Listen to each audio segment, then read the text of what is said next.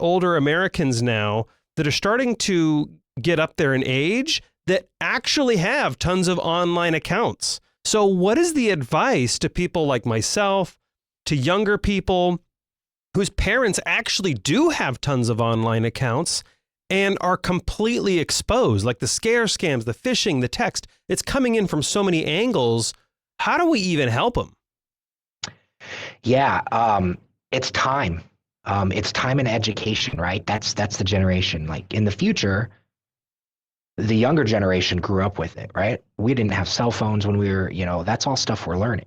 The companies are making this technology so accessible and it's changing so rapidly. We just have to work with them and say, if you have a question, please call. And yeah, that might be 3 times a week. My grandma called me 3 times one day last week. Like, hey, I'm here to help, Grandma. Thanks for calling.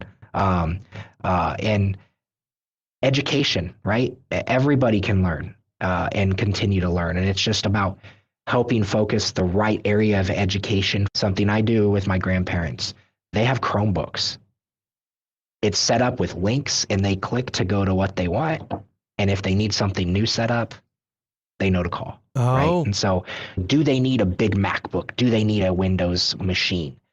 Can you shrink the attack surface? How can you make it easy for them to access what they need to access? Email, bank, this.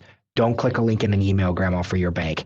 Always go here. Yeah. They're going to remember that. Sure. Right? Continuing to stay on top of what their exposure is and staying in frequent communication, at least right now, that's the only tool we have.